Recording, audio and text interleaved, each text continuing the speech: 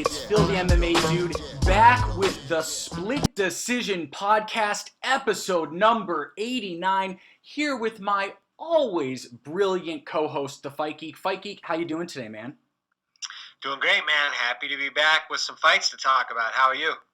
Doing very well. Happy New Year, everyone. We are back. We are finally back, and we are looking forward to being very consistent through the fight cards this year. You know, obviously, we can't predict everything, but if there is a UFC fight card coming up in the next week, you can expect an episode from us this year for the most part, and we'll let you know if anything changes. But moving on to what's on tap today. First of all, I'm going to start off with my opening question for Fight Geek. After that, it's time for our UFC on ABC Holloway versus Keator preview and picks. This is the first UFC event on ABC. This is a big, big deal. And then after that, it's my favorite section, listener questions and more. But Fight Geek, I wanted to start off the episode with a very simple, well, maybe simple question for you, but not as simple as I think it may originally appear. It's a yes or no question, Fight Geek. Do you think that Khabib Nurmagomedov is going to return and defend his belt a final time in 2021? Tough question, but, I just don't think so. I know there's obviously a couple dream matchups out there from the UFC's perspective and from Fights fans, but I just think that Khabib, has turned that page. I don't really think there's a reason to come back other than his promise to his dad, but if his mom really asked him to retire, that kind of would, cancel that out in my opinion. So I think that Khabib is probably done if I had to put money on it. Okay, so let me ask you the second part of the question. What's your percentage? What's your percentage that you'd put on that? Are you 60% sure? Percentage? Yeah, I would say I'm probably 70%. 70%. Okay. Yeah, so there's still room, obviously, with the GSP floating out there. I know that's always been intriguing to him. And what with some uncertainty at the top of the lightweight division, you never know. But I would say I would lean heavily in the retired, which is 70-ish%. Okay, and you don't think there's a chance at all, because Dana, for the last few days, for what it's worth, has been saying that if, and this is a big if Conor looks really, really good against Dustin, he is still going to try very hard to push Khabib for a rematch. But Conor's got to look really good, and he's got to, look good doing something different than he's done in the past, because otherwise, how will he entice Khabib? If he goes in there and knocks out Dustin, I don't know if that all of a sudden means that, Conor is a different matchup for Khabib. Khabib sees him as the same guy. Oh, I know. I'm just talking about what Dana... And I don't think Conor's going to show us new wrinkles. I think Conor's going to be Conor. Okay. Yeah, I just meant what Dana's going to push for. Right. Well, of course, we all know that. That goes without saying. Dana is going to push for the biggest fights, hence him being on the big, Conor McGregor's in fight anyone, anytime mode right now. I mean, this is like the third rendition of that marketing pitch he's done for Conor. So this is all, par for the course as far as Dana building Conor McGregor fights. Okay, all right, fair enough. So before we're about to move on to the UFC on ABC1 preview and picks, but I've got one final question before we do that. So I and it's a little controversial. So I want to know if you share my opinion on this. I said about an hour ago on Twitter, basically this. I said, look, let's all be honest. If Conor McGregor wins the belt, he's off to go box Manny Pacquiao or someone more lucrative. Who knows? I think Manny for now, but maybe someone else. He's going to box, and then he's going to party for 2 more years and clog up the division. So I say, if you're rooting for Conor to win the belt, which is not necessarily the same as rooting for him to win 257, because Dana already said that won't be for the title no matter what. But I'm saying if you're rooting for Conor to win the belt, you are rooting against the growth of mixed martial arts, because it's not good for the face of the company, a big star like Conor McGregor, to not defend, not be fighting in MMA as champ, and be doing these boxing matches, especially when he's losing. All right, settle down over there. That wasn't quite a question. It was more Well, just do you you agree spouting or do you off your disagree? opinion. But yes, Conor McGregor has a spotted track record, and he's a ways away from winning that belt. So you don't have to worry about it quite yet. He's got to get through Dustin Poirier first. And someone else, Dana already said no matter what, 257 is not a title fight. Right. So Conor becoming the champion and leaving to fight Manny Pacquiao, you may be a few steps ahead of yourself there. All right, yeah, I think that's fair. Okay, do you think that Dana saying even if Khabib retires, 257 is not going to be for the title? Do you think he said that because he's for that exact reason? Because he knows that Conor would just wants to just run off and box? Perhaps, or maybe he's just really holding out hopes that he can sway Khabib to come back, and he doesn't want to create a huge problem or issue for himself in marketing with stripping Khabib for retiring and then giving someone an interim or a vacant belt and then having Khabib come back, and you have this whole strange situation. I think Dana's just really holding out hope that he doesn't have to strip Khabib and he'll come back. I think that's absolutely. Okay, so enough of that. Let's move on to our preview and picks for UFC on ABC 1. Holloway versus Keator. This is a huge... UFC on ABC's got a nice ring to it. Yeah, it's a huge deal. I mean, I can't believe it. ABC, obviously one of the big five networks, getting prime time. We got a question about it, so let's not break it down too much. Okay. So let's start with the main event. We're obviously not going to be breaking down the whole card or anything close to it. Max Holloway versus Calvin Keator. Start us off, Fight Geek. Who you got? I mean, obviously a fight we called for on this show quite a bit. I think the UFC started listening to us. I mean, I think they're fans. It seems to be a perfect stylistic matchup, in my opinion. You've got the volume and the cardio and the pace of Max versus the crispness, the explosive, kind of technical striking of Keator. Keator showed that he does have a decent gas tank, but has he ever been pushed to the deep limits that Max has been multiple times, I think is the question mark in this one. And without, getting into the nitty gritty too much, I'm just going to say I'm taking Max in a war by decision. Wow. Okay. So, okay. All right. I think that's a very strong, understandable pick. Okay. So you think it's going to be like a great fight. Is that fair to say?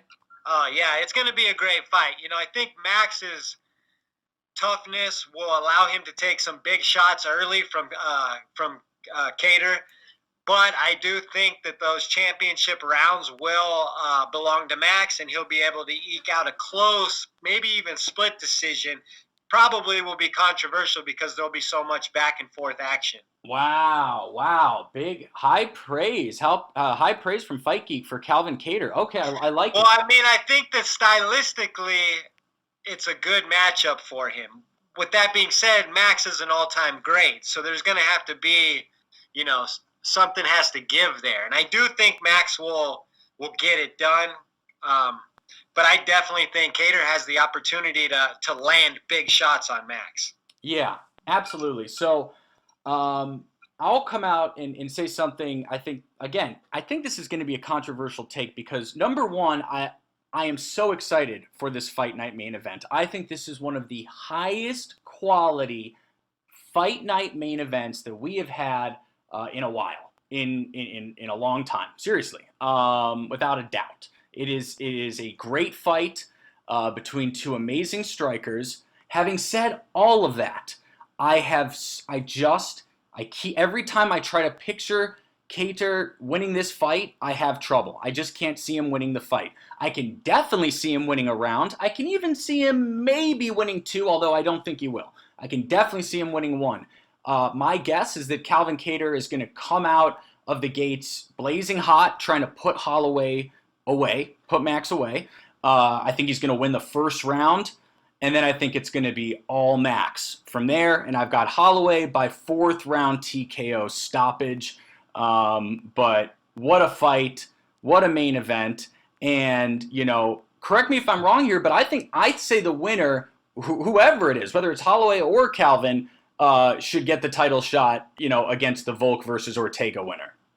Yeah. Well, I'm not going to answer that because we have like 3 questions about it. But yeah, I mean, they'll definitely be sitting pretty whoever wins this one, no doubt.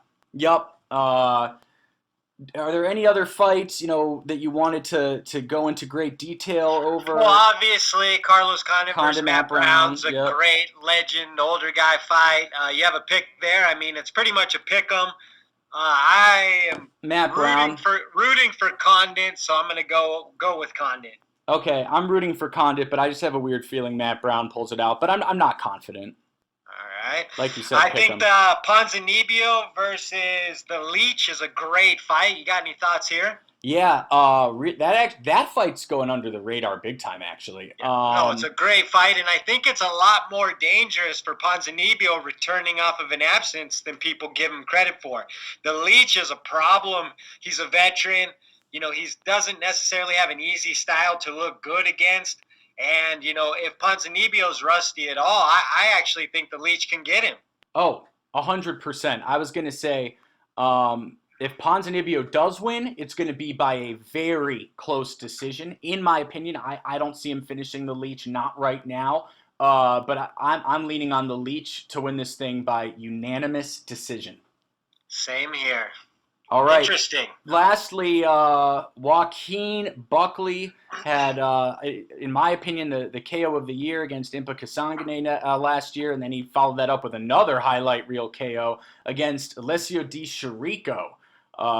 This is a fun middleweight fight. Who you got here? I'm going with Joaquin Buckley. I know it's going to be both guys are dangerous, but I think Buckley's riding real high, got a lot of momentum. His confidence is going to be there. And yeah, I expect him to win, actually by stoppage. Me as well. I've got Buckley by second round stoppage. Yeah, for sure. And then I just wanted to call out, Tudorovich and Phil Haas, 2 young knockout, powerful punchers. Both exciting fighters on the card.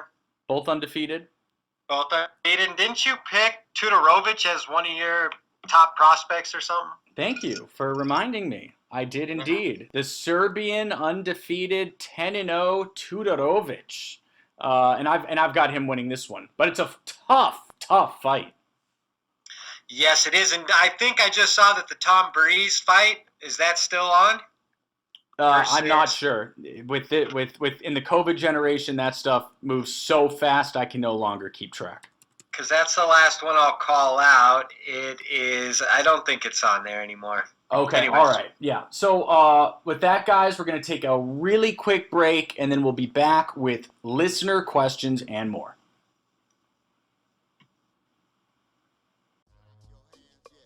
Hey guys, it's Phil the MMA Dude letting you know that this episode of the Split Decision Podcast is brought to you by TotalAggressionClothing.com. Visit www.TotalAggressionClothing.com and use the promo code 46210 to receive a special Split Podcast discount on all Total Aggression hats, shirts, hoodies, and more. Again, that's www.TotalAggressionClothing.com with promo code 46210.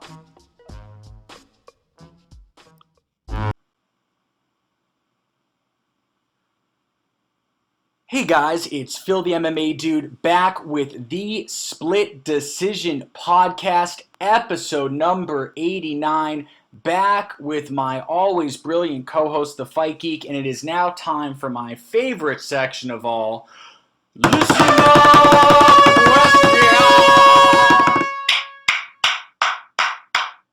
All right, we got some good ones tonight. Yeah, absolutely. Wow, look at us. We are flying tonight. We are flying through this episode.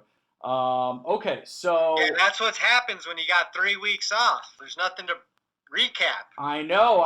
We got to stop that, and we will. But 3 weeks off. Hey, there were no fights, guys, but I'm so glad they're back. Okay, so this question from our OG of the show so it's at Reusable Shoe, but a Reusable Shoe, but that's at Reusable Shoe. He says, "Boys, Phil and I already started a convo on this, but Who's the highest ranked current fighter that you think Ronda Rousey could beat? Hashtag AskSplitPod. What a fun question. And Great question. So fun. Kind of poking my head in what your guys' conversation the other day. And Good, great. I looked at the top 10 for a long time, and I came up with an answer I feel very strong about. And just to be clear, though, are we talking about Ronda Rousey in her peak or Ronda Rousey today? Yeah, great question. We're talking about Ronda Rousey in 2021 with, 5 or 6 months of appropriate comeback time. Okay, well, with that being said, I believe that she would be able to beat number 8, Yana Kunitskaya, fairly easily. Do you really? 100%. She would beat Lena Landsberg. She would beat Julia Avila. I know you said Sarge would give her problems, and maybe. But there's, Juliana Pena, who is basically Ronda Rousey-esque without the finishes, kind of a crude striker with some solid grappling. I think you could say maybe she'd beat Juliana Pena, but I'd say Caitlin Vieira and above would give her a lot of problems on. Yeah, and okay, so first of all, I respectfully disagree with you that she could beat Yana Kunitskaya. I mean, now I really want to see that fight in particular this year. Yana Kunitskaya and Lena Landsberg, I saw Yana Kunitskaya handle herself decently, not well, but decently against Chris Cyborg. No, she didn't. I mean, no, she didn't. She wasn't completely annihilated. I think her face was all busted up and bloody, right? Well, sure, but Ronda Rousey gets punched twice in the face, she's crying and she is going on a plane home. She's out. Yeah, but Yana Kunitskaya doesn't gonna get possess punched the twice kind of striking to even back Ronda Rousey off. Ronda would feel comfortable getting in on a Yana Kunitskaya and getting her down, and I promise you, as soon as Yana Kunitskaya hits the ground with Ronda Rousey, the fight's a wrap.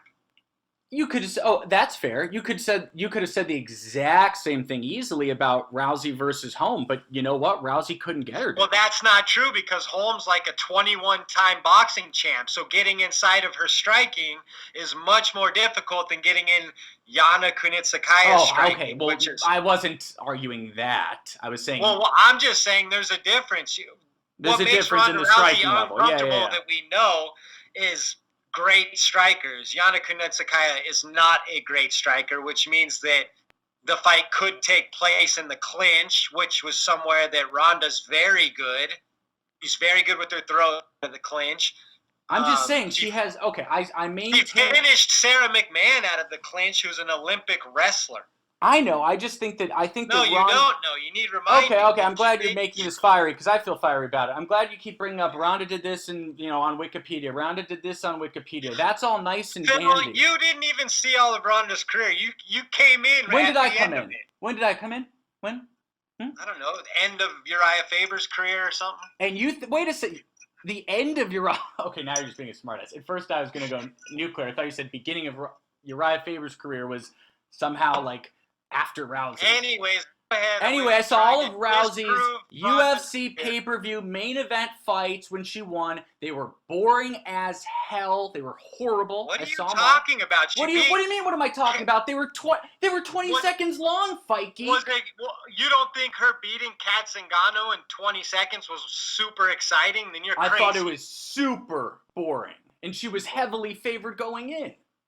Well, you think it's super boring when somebody comes running at her like Jorge Masvidal with a flying knee and she sidesteps it, gets her on the ground and chokes her out, or not chokes her out, but gets her in like a shoulder lock with her leg? We've gotten distracted. We're not even arguing about what I wanted to argue about. You're trying. I know what you want to do. You want to go through Ronda's career and discount her opponents. Fight Geek is a Rousey simp. He is a Rousey stan. What a Rousey fan. You need to get I'm going to buy you a Rousey shirt. So do you have an answer to the question or what? Because I think she would beat Yana Kunitskaya handily. That's my answer. I've got her beating number. I do have her beating number 15, Julia Avila. I give you that. I think she loses to number 14, Sarge Eubanks. Fair enough. All right, so that was a fun one. Good question. You didn't really let me talk. When she's got nothing if you can keep her away from clinching you. She's dead in the water. Yeah, but most of Yana Kunitsakaya's fights take place in a clinch. So does Lita Landsberg's. I mean, those are two girls who are well known in the top 15. Oh, okay. I'm just getting annoyed now because I realize that. I mean, no, it's my fault too. I realize that I can never prove this right or wrong. So, okay, yeah. That's you can't prove any of your opinions right or wrong. Oh, is that so? Oh, is that so? Like when I think we've all like when I proved that Khabib would wrong, be Conor and you picked Conor at 229, like that. Oh, wow, yeah. I picked Conor versus Khabib, but what an absurd pick. It's time for the low blows. Okay, all right. So wait, what's the next question? I got one from Larry. He sent it to us in the DM, so I'm going to read it before Larry, I forget. you're the man. Larmule61 asks, he says, Dana stated to Okamoto that the UFC will place more regional telecasts on Fight Pass to prompt them and keep the talent developing. Do you see the UFC taking over more of the regional scene through developmental deals? In a sense, Dana keeping his business model afloat by propping them up also opens it up to greater ownership. So basically, do you think the UFC will take a larger role in regional development? Yeah, I mean, my short answer is yes, but that's such a broad question and a general question that that's kind of a cop-out answer on my part, just saying yes, right? Because what does that mean? Yeah. Well, how much? And I completely get that. It's a harder question to answer than it would have been for me, 2 months ago. I can definitely tell you that. 2 months ago, I would have said, oh, absolutely. Dana doesn't make many business mistakes. Again, for all his personal faults that some people may have, I certainly have against him. I think he's an excellent businessman, but it's a little bit more complicated today because I literally watched Dana White cut Yoel Romero and in the blink of an eye have Bellator, which was on the ultimate life support that I was openly saying I'd never watch and I have no intention of watching because they don't even care about West Coast audiences. Suddenly, they have a Yoel Romero versus Rumble Johnson Grand Prix fight in the works, and suddenly Bellator's 205 division is looking about as interesting as the UFC's. So good job, Dana, on giving your biggest rival a ton of power. What does that have to do with regional MMA? So what that has to do with regional MMA is that I no longer trust Dana to necessarily make those long-term decisions for the best of the company because, in particular, he's already got what he thinks is this feeder league in the Contender Series, which, my thoughts on that. I feel the Contender Series is not a good feeder league. Well, there's also many feeder leagues, like LFA is a feeder league to the UFC. And that's another reason. That's another reason why I think Dana is going to be hesitant to get dramatically more involved. Right. I do think, depending regionally, there'll be some areas there that they'll want to invest in, obviously, but I think it'll be like widespread. But there'll be some areas for sure. Yeah, absolutely, and they should, and regional MMA needs more funding and needs more support because without that, there's no sport, right? There's no sport of the future. So, right. Hopefully they get as much support as they need. Cool, great question. Yeah, great question. Okay, you got one or me? Got another one? Okay, I do. This is from my man at Zan Bando. At Zanbando99, my friend Zanbando, I owe him an apology on the air because I forgot to ask his question 2 episodes in a row. I know I'm the worst. The reason is he always DMs them to me. Guys, I'm very, very forgetful. Never trust me. You can send me questions in DMs, but don't trust it. I'm too forgetful. But anyway, Zan, my apologies. And here are your questions. He says, hi, fellas. 2 questions today. 1, what will end up being the bigger TV deal for the UFC? Fox or ABC/ESPN? 2, if Holloway wins on Saturday, does he get a 3rd crack at Volk later this year? #AskSplitPod. Yeah, well, great questions. The first one, I'm not sure if the ABC deal will be bigger than the Fox. I think the ABC deal is just a continuation of the ESPN deal. So this is probably just some perks in the contract Yeah, no, he wrote ABC/ESPN. Yeah, and so basically, I think this is obviously, a big way for them to promote Conor McGregor's fight the next weekend on ABC. So that is really kind of, what I think they'll use these big slots for, and that's to really drive to the pay-per-views with the huge names using the larger audience of an ABC. So I do think in that sense it may be, a little bit better. Because it does kind of coincide with ESPN and what they're doing there as well. So I do think the ABC deal might be a little better, more important.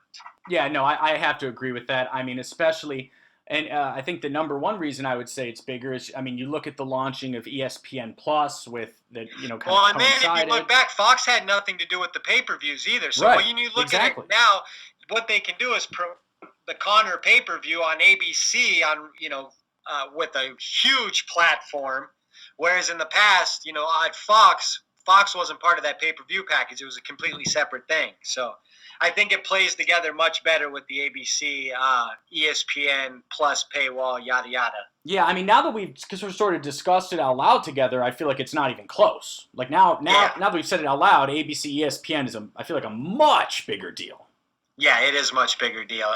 It doesn't seem like it because we've had so many, groundbreaking moments for the UFC. It was, Fox and then this and then that. They should be getting new uniforms later this year, shouldn't they? Yeah, from Venom, yeah. So there's always some new news, but I do think this is a big one. It'll be really cool to watch, UFC on ABC the weekend after college football ends and stuff, because ABC on Saturdays really is kind of like the premier, sporting day and channel. Absolutely. Okay, so question number 2. If Holloway wins on Saturday, does he get a third crack at Volk later this year? I would say yes, but if the fight is as close as I predict and potentially controversial, I could see a rematch between Max and Keator. Really? What? I'm pretty in a close fight. I see these guys going at it, neither one giving.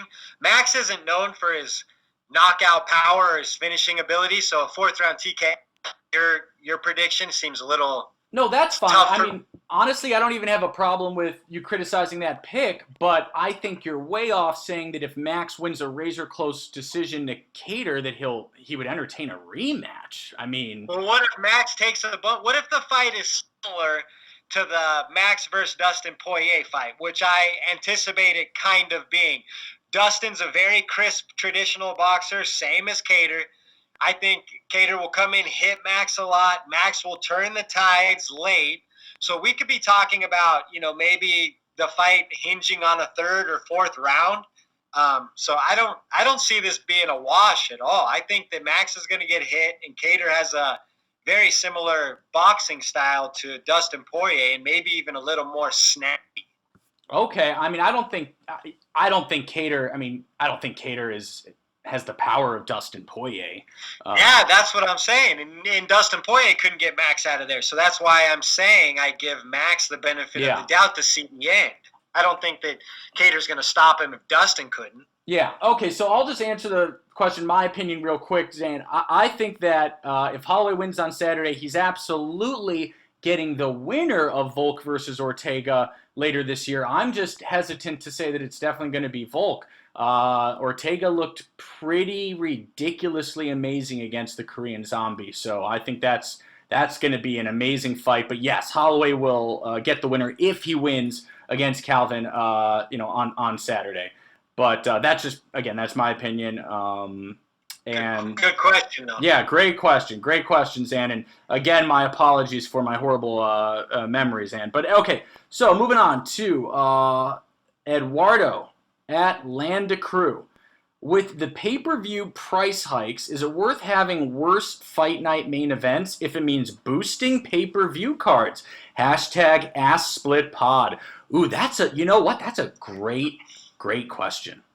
So he's basically saying prune down the fight nights and have super cards for the pay-per-views? Yep, he's saying and take away those real juicy main events that they prop onto the fight nights See, I don't think so. I don't think so. I think that you got to keep some sexy matchups on the fight nights to keep us interested. You know, just like the one we're seeing right here with Max versus Calvin. I mean, that is. Would you rather see that on the third fight on the main card, or would you rather be able to tune in for free and see it as a main event on ABC? Absolutely. I think it makes the sport more fun. Just be able to see the big names every now and again come through on regular TV. Yeah, I do agree. And the other thing, Eduardo, that I would say, just to add on to what Fight Geek said, is those fight night cards have already, Lord knows, they've already suffered some serious watering down.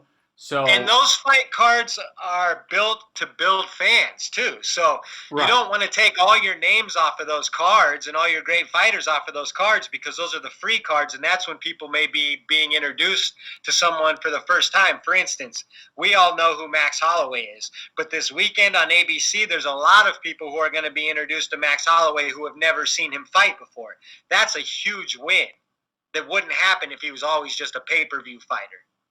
Yeah, absolutely. Absolutely agree with you there. But last question for Eduardo's point, they have raised the pay-per-view. I believe it's now up to, it's at least $70. It might be $74.99, $75. But is this a permanent hike, or are they just hiking for the Conor fight? It's definitely a permanent hike. I just don't know that it's 75. It might just be 70. Because they said in the very beginning that the pay-per-views would fluctuate. I believe it's a permanent, from everything that I've read has said it's a permanent change. So my question to you, Fight Geek, is when does the dam break? When does the water break? Because in my opinion, and I'm not look, there's a lot of people worse off than me. There's a lot of people better off than me. I'm by no means poor. I'm by no means rich. I think 70 is extraordinarily expensive, almost ridiculous.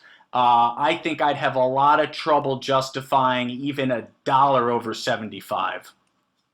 I mean, yeah, it's tough, but I mean, we see boxing pay-per-views that are north of that. Well, so I don't pay for those. There's still room to grow, and when it comes down to it, if GSP versus Khabib was $100 for the pay-per-view, people would probably buy it.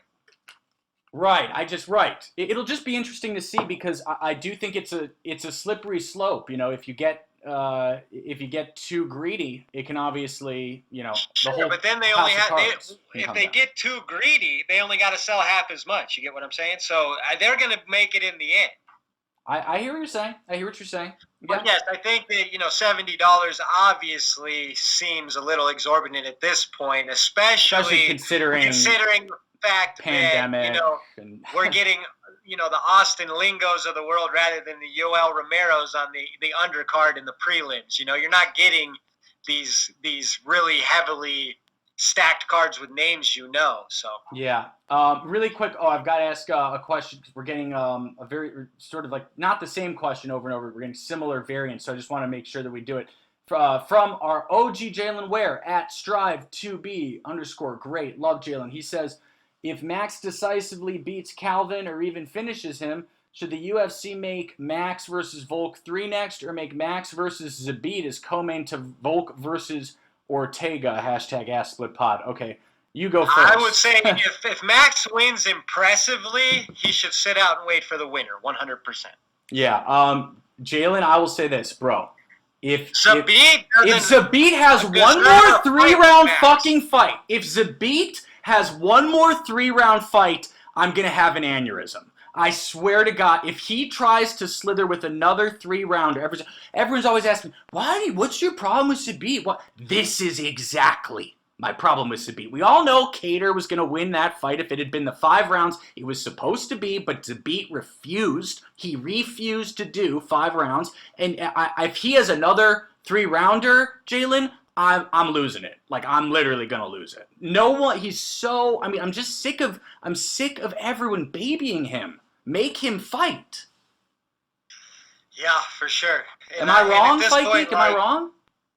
Huh? Am I wrong? Like, tell me, push back. No, Bill, you're not wrong. We've covered this many times. Yes. Yeah. Okay. I think the proof is in the pudding there. We want to see, the championship rounds with Zabit. Clearly, he's looked great through 3, but that gas tank is a huge question mark. Absolutely. Okay, this question next comes from our main man, Jacob Powers, at Jacob Powers2. What's up, Jacob? He says, #AskSplitPod. If Santiago Ponzinibbio wins this weekend, should he move back into the top 10 or 15 since he never lost to get taken out? So, Jacob, unless I am insane, and it's very, very possible I am insane. Yeah, I'm insane, so just disregard everything. I was about to say he's ranked 15. No, he's not. So, yeah, he is unranked right now.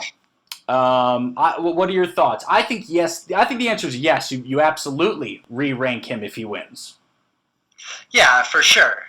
I don't think that's crazy, but what do you... Well, I think the difficulty there is that the leech isn't ranked. The leech isn't ranked, so it's like, where do you put him? But Conor McGregor's ranked. So I know. I mean, I know, and I'm staring at that so in disbelief. Ponzinibbio were to have a huge win versus the leech, he may not be ranked, even though he probably deserves to be in that number 13 Robbie Lawler spot. If I'm being honest. Yeah. No, I agree with that. I think it's hard to disagree with that one. So, okay. Do you have one, or should I go? Go ahead. All right. So this is at Dean Dog 3, another split podcast OG. He says, if Dustin takes out Conor, how bad will it hurt him in future pay-per-view rankings? #AskSplitPod. That's a tough question. I don't know that, depending on future matchups for Conor, I don't know that it would hurt him like beyond repair, but it would take a tiny bit of shine off. Oh, but I think definitely. But if he were to lose let's say he were to lose to Dustin at 155 and then come back and fight Nate Diaz at 170 in the trilogy, that's 1.5 million pay-per-view buys for that fight, no matter what. So yeah, does his shine really get hurt? Not necessarily, but maybe a little bit. I think he gets okay. So you just brought up a good little argument. You said, well, what if he loses and then he comes back at 170? With this third Nate Diaz fight. Well, that's good and you're right, but what you did there is that'd be the most convenient scenario for McGregor. Well, that scenario exists for McGregor, so his pay-per-view prowess would not take that big of a hit with the loss, considering he can still have other massive fights that are super fights that people would care about. You could put him in a fight with Jorge Masvidal after losing that fight, and it might be the biggest fight of all time in the UFC. So, well, that would be. I was just going to say. So what I'm saying is I think his pay-per-view draw is set in stone until he goes down a couple times in a row, if that even happens. You know what I mean? Yeah. There's still going to be an army of people who care about Conor McGregor no matter what. That's just the way it is.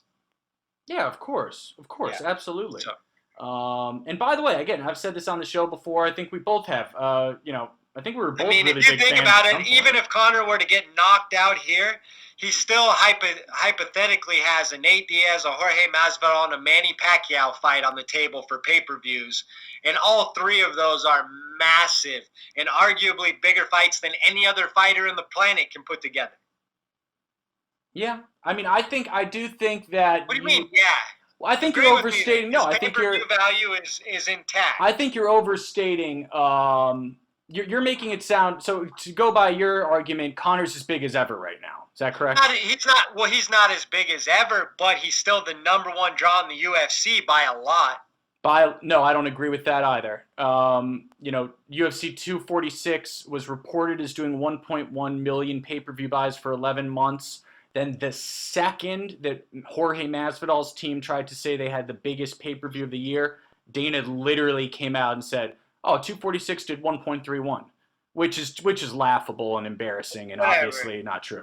I know I'm right here, so. But you're saying that the 246 did the biggest. I don't care what you're talking about with Dana's numbers and what you think you know. What I'm saying is Conor McGregor's earning power as a pay-per-view star is not going to diminish too much with the loss to Dustin Poirier. I just named 3 massive, super-duper pay-per-view fights he has on the table, even if he loses, which you can have a mass super-duper pay-per-view fight and still have a ton of your image damaged and a ton of your drawing power damaged, right? It can go from 4 million buys to 1.1 million buys. So it's not like they're mutually exclusive, Fight Geek.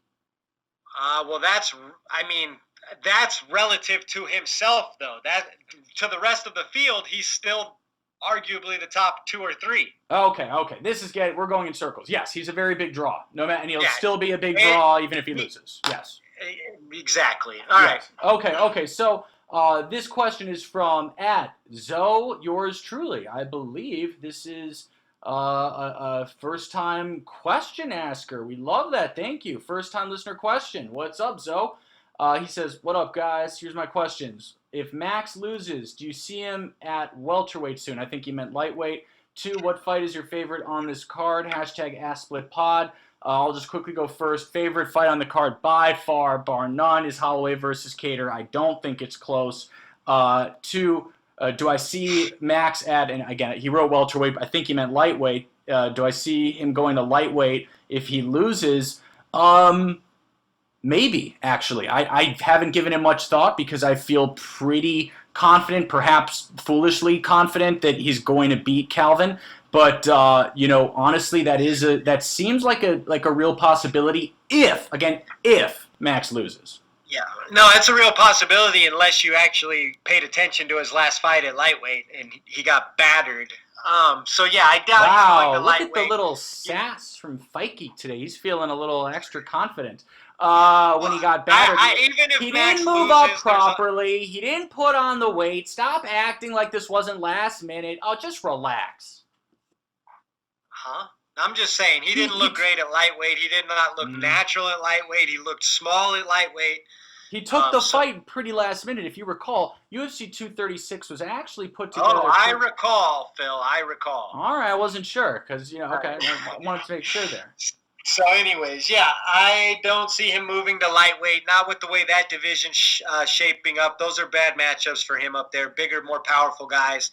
And even if he were to lose, there's still lots of matchups that are very interesting for Max in that division. That division is loaded, and Max is the all-time great floating around. So he has 6 or 7 interesting fights left in that division. I know, There's but last thing, you don't think you're being really harsh on Max at 155? He literally lost the Poirier rematch 3-2.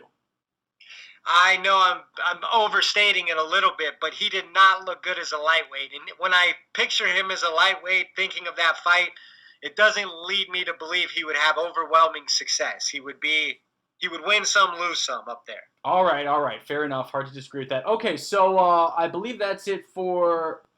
wait, did we answer Cyrus's question?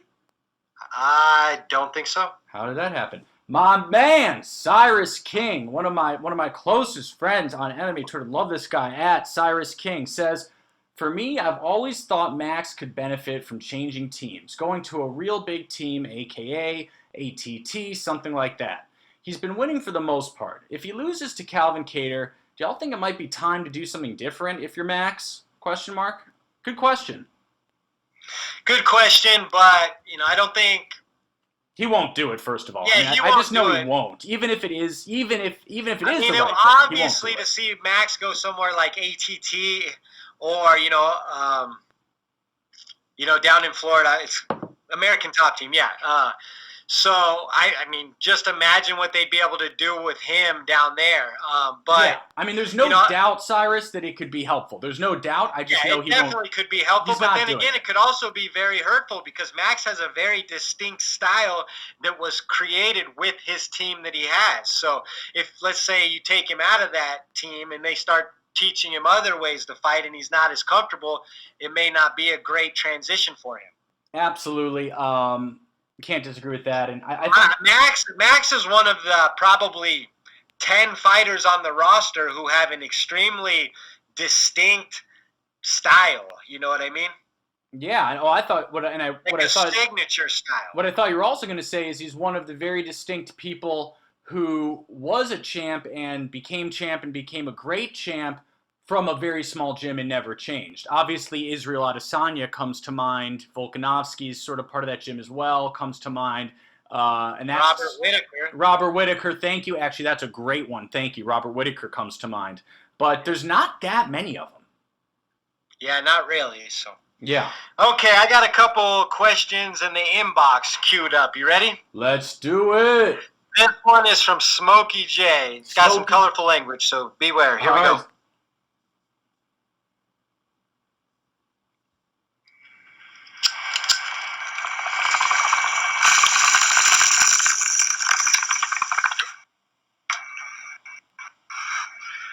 What is up, Phil, the MMA dude, and Fight Geek from the Split Decision podcast? It's fucking Smokey J here from Australia.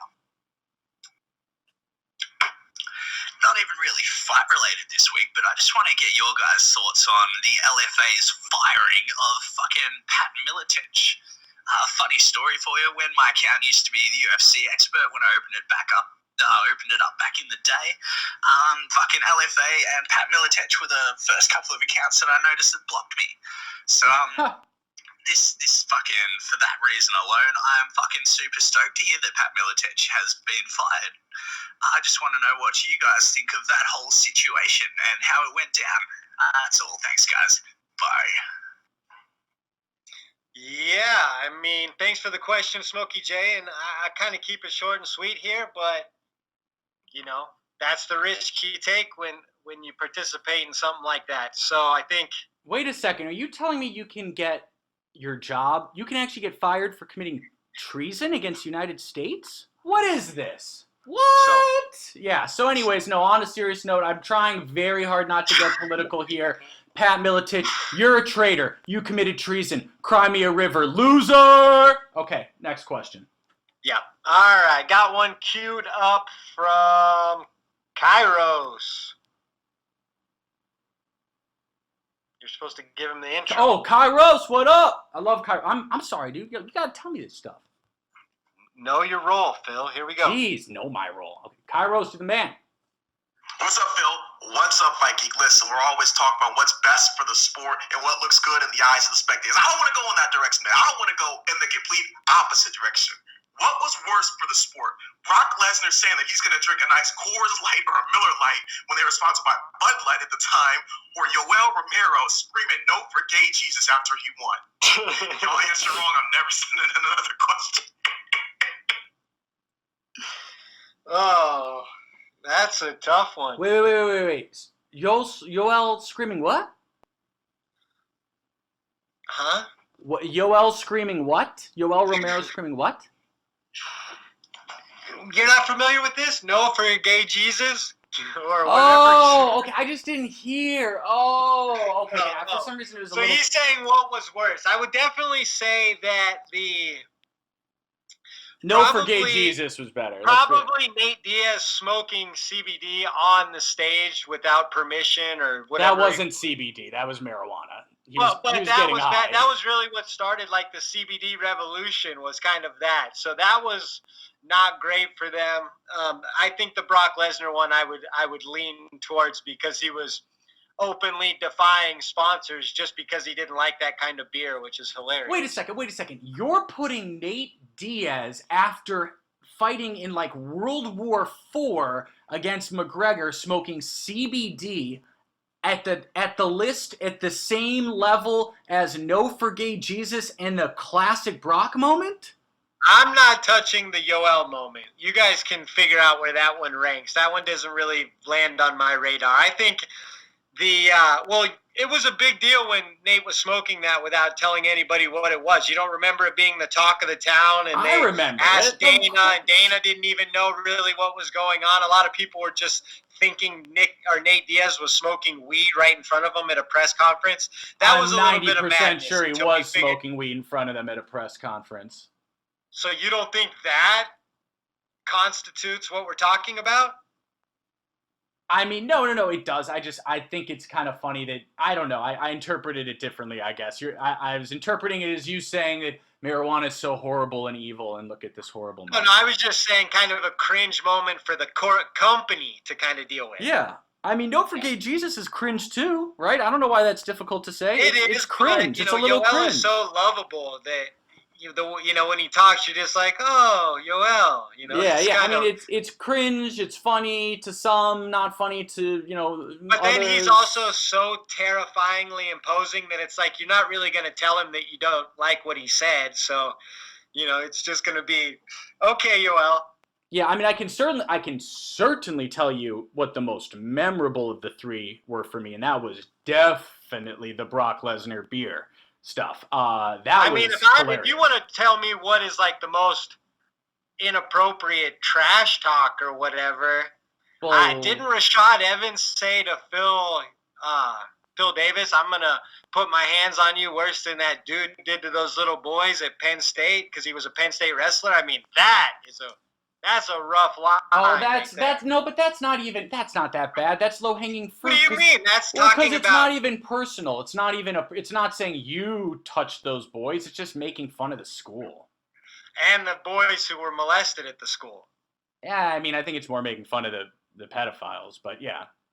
Either way, so I mean, there's been a handful of stuff like that. I mean, I don't know. What'd you think of that Brock Lesnar thing though? Because I thought it was hilarious. I thought that was I funny. love Brock Lesnar as far as that. The whole Frank Mir pour the horseshoe out of his ass or whatever. It's like, I love that stuff. I thought Brock was awesome back then. Oh yeah, and what I'll remember, just really quick, last part about the Brock story. I remember his defiance in the octagon immediately after he won. He was so defiant about it. And then, I don't know how much time went by. I think more time used to go by between, they didn't set up the post-fighters as quickly, but it's like a few hours later, he's at the post-fight, and he's back to having, it was Bud. I'm trying to I don't get it. Was it Bud Light sponsor and then Miller Lite? Okay. And then he went back to having the Bud Light in front of him, and he had clearly just been epically chewed out by Dana in an epic manner. And I have always wondered to this day what Dana said to him. Because it's Brock Lesnar. Like, what are you really going to scream at him? No, but Brock really did kind of bring in, when he was, in that first Brock run, was new, UFC 100, the Frank Mir stuff. When the way he brought in the pro wrestling shtick with kind of how imposing and big and powerful, and then he started winning. That was a really fun era, and I know Brock wasn't, let's say, a lifelong martial artist, but I do think his time in the UFC is a little underrated. Sure, I mean, you can't deny that he beat champions. He had title defenses. I mean, and he was a huge pay-per-view draw. I mean, oh, definitely. So that definitely can't be debated. Right. Yeah. So no doubt. Yeah. So I loved that Bud Light, Miller Lite thing. I loved that moment. I remembered very clearly.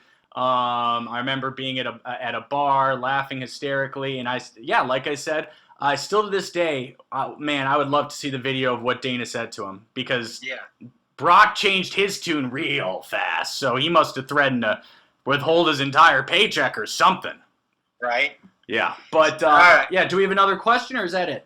That's going to do it this week. All right, so before I hand it off to Fight Geek, guys, really, really quick, if you enjoyed the episode, if you could really quickly hop onto iTunes, give us a quick 5-star review, hit the subscribe if you're listening on YouTube. That stuff really helps. If you didn't like the episode, do not rate it, and just get on your way. And Fight Geek, I'm handing it over to you. Take us away. All right, guys, as usual, you can find us on Spotify, iTunes, YouTube, Google Play, Stitcher, and more. I'm at The Fight Geek MMA. He's at Phil the MMA Dude. We are at Split_podcast. It's 4 words, The Split Decision Podcast. Thanks for tuning in, and we will talk to you next week. Peace. Peace.